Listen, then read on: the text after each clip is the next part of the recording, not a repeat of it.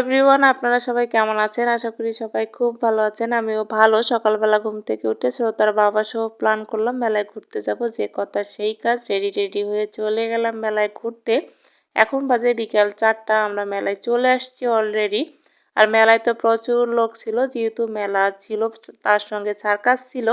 আর সার্কাসে সব থেকে বেশি মানুষ ছিল, আর বাচ্চারা তো খুবই খুশি, খুবই আনন্দ পাচ্ছিল।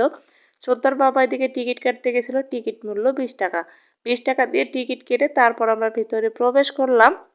আর শ্রদ্ধার বাবাকে বললাম আমরা আগে মেলায় ঘুরবো না, সবার প্রথম আমরা সার্কাস দেখতে যাব। আমি আসলে কখনোই সার্কাস দেখিনি, এবার এই প্রথম, জীবনের প্রথম একবার আমাদের ওইদিকে সার্কাস হয়েছিল, কিন্তু আমি তখন যাইনি, তখন আমার এসএসসি পরীক্ষা ছিল, সেটা 2013 সালে।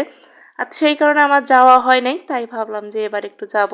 আর এই ব্রিজটা দেখে আমার সব থেকে বেশি ভালো লেগেছিল, যেহেতু হচ্ছে গাগর নদীর পাশেই এটা ছিল, সুন্দর একটা লেক ছিল, লেকের উপর দিয়ে সুন্দর একটা কাঠের ব্রিজ তৈরি করে নিয়েছিল, লাইটিং ডেকোরেশন অনেক সুন্দর। রাত্রিবেলা সব থেকে বেশি ভালো লেগেছিল, দিনের বেলা অতটা বোঝা যাচ্ছিল না।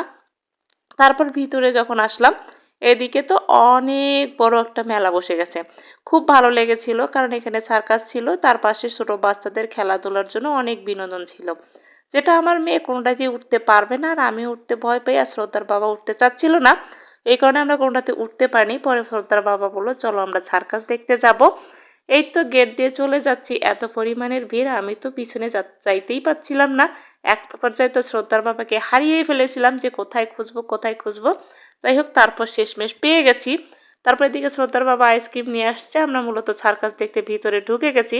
মেয়ে তো আইসক্রিম খাচ্ছিল আমার কোলে বসে, আর এদিকে সার্কাসে যেটা হয়ে থাকে, এদিকে ঝুলতেছিল। আমি ভাবছিলাম যে একটু ভিডিও করব, যে আপনাদের সঙ্গে শেয়ার করব। মা গো মা, এই যে লাইটিং ডেকোরেশনের অবস্থা, এইভাবে ভিডিও করা কোনোভাবেই সম্ভব না। পরে আমি হতাশ, একদম হতাশ, নিজের হতাশা নিয়ে ফিরে এলাম ঠিক নিজের জায়গায়। যাই হোক, এবার আমি একটা নিজের ভিডিও করে নেই, যেহেতু আপনাদের দেখাইতে পারলাম না সার্কাসের ভিতরের কাহিনীটা।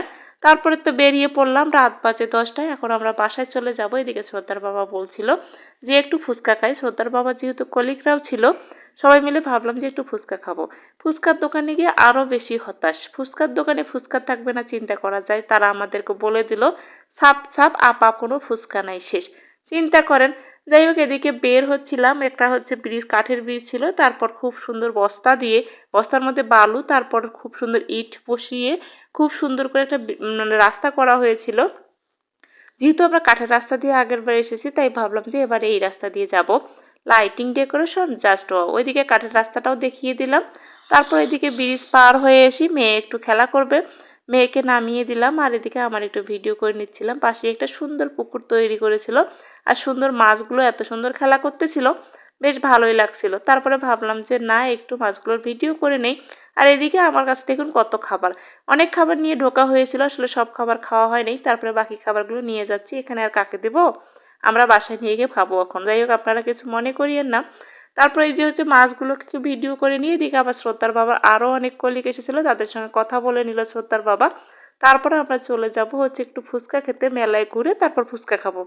কিন্তু মেলায় ঘোরা হলো, ফুচকা খাওয়াটা আসলে হলো না, নিরাশ হয়ে চলে আসলাম, এক বুক হতাশা।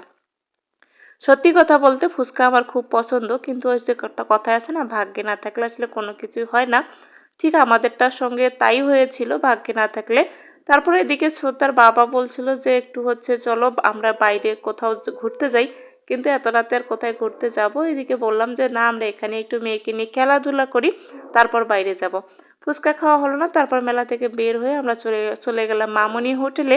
সেখানে গিয়ে পরোটা খেলাম, বুটের ডালটা ছিল জাস্ট অসাধারণ। যাই হোক, ভিডিও করা হয়নি, যেহেতু মামনি হোটেলে শ্রোতার বাবার পরিচিত সবাই ছিল, আর আমার ভিডিও করতে খুব লজ্জা লাগে, তাই ভিডিও করিনি। তো আজকের মতো এ পর্যন্ত, সবাই ভালো থাকবেন, সুস্থ থাকবেন, টাটা বাই।